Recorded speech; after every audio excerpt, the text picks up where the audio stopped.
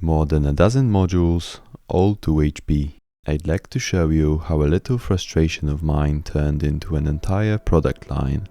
When I was still figuring out how my first products would look, I constantly stumbled upon inconveniences that should have taken a few seconds to take care of. Things like buffering, copying, inverting a signal, or generating a voltage to test my CV inputs. I breadboarded some makeshift solutions for these simple tasks, but I knew I wanted these options way easier to access. My first thought was to just get some modules that do these exact things. Ones that could sit in my rack next to whatever I was testing.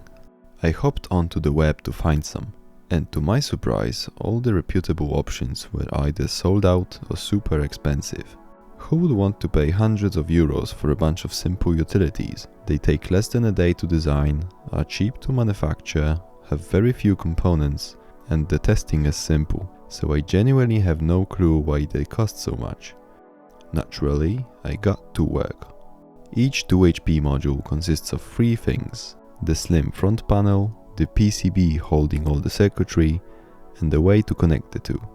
Most designs use either a plastic or aluminum panel, the same 9mm vertical jacks you find on all major eurorack modules, and either a few PCBs stacked with gold pins, or one PCB to hold the jacks and another at a 90-degree angle also joined using gold pins. That's an approach I wanted to avoid.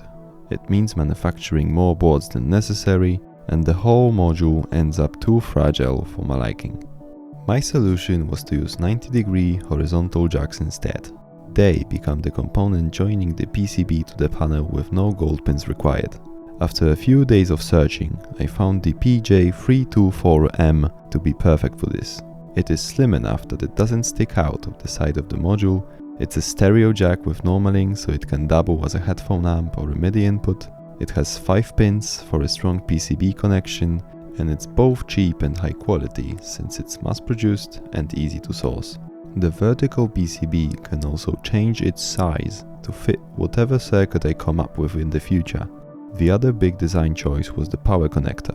Here I used 90-degree through-hole headers for added rigidity, with a special cutout for the IDC cable so it sits as close to the jacks as possible, keeping the whole module skiff-friendly. Let's make one, shall we? The easiest one is a simple mixer module I dubbed the BO3. It takes 3 inputs and mixes them into one output. The schematic is straightforward. First, we buffer each incoming signal to isolate it from any impedance it might face at the source. Then we take those 3 buffered signals and run them through a unity gain summing amplifier to combine them. Since a summing amplifier inverts the signal, the final step is to invert the sum back to its original polarity. The inverter's gain is fixed at 1, but the summing stage is where it gets interesting. For unity or a gain of 1, both feedback and input resistors are equal. Halve the feedback resistor and you halve the gain. Drop it to a 10th and the gain drops tenfold. The formula for this is the negative of the input voltage times the feedback resistance divided by the input resistance. So if I want unity, half and 1/3 gain options, I just wire the feedback path to 3 separate resistors and switch them with a jumper. Finally, I double this layout so each module houses 2 of those 3-into-1 mixers. From there is just placing the main through-hole components to set the PCB's footprint, then adding and routing the SMD components. This video is also a small love letter to the TL074H op-amp family. It's way more precise for audio than the older TL074 in a smaller, easier to source package. Thanks to them, these modules are precise enough even for pitch CV signals. After designing the panel in Figma, I panelized the boards with mouse bites before sending them to the fab. Also, there's no need to buy this stuff when you can just build it yourself. All of our analog bits schematics are free to download and use for non-profit purposes on our GitHub. If you've ever thought about starting your DIY eurorack journey or getting into electronics, this is the perfect project to try. Once everything's soldered, there's very little post-processing left besides cleaning up and trimming the through-hole leads. Then it's just the front panel and the final test to confirm the module works as expected. Each one gets packaged in a neat aluminum bag for safe storage and shipping. And that's really the whole story behind the cost too.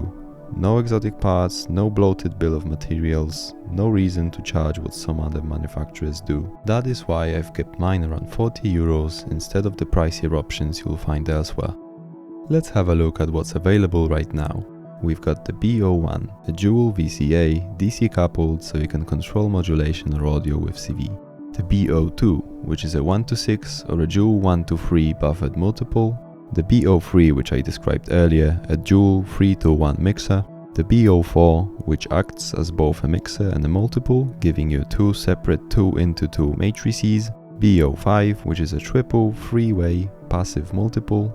B06, which does basic maths like addition, subtraction, inversion or audio summing. B07, which is a filter bank, great for cutting low frequencies and DC out of your mix or limiting high frequencies. B08, our gain utility, which gives you two options of boosting the gain and two options of attenuating it.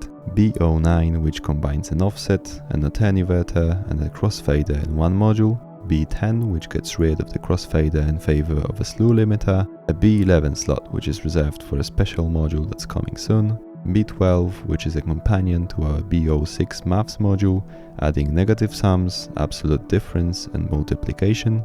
B13, which is an OTA based dual CV controllable muting switch.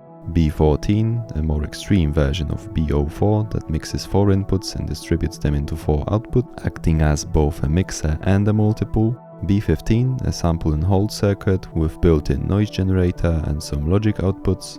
And finally, B16, a whole multi-mode filter with CV control over cutoff and resonance with low, band and high pass outputs. If you have been holding off on filling those last few HPs in your case, now's a good time to start. I'm running a limited time deal where the more bits you grab, the bigger the discount. Link below. 15 modules in, this definitely isn't the end of the bits line. There's more coming soon, and all of them will be very exciting. Thanks for watching, and see you in the next one.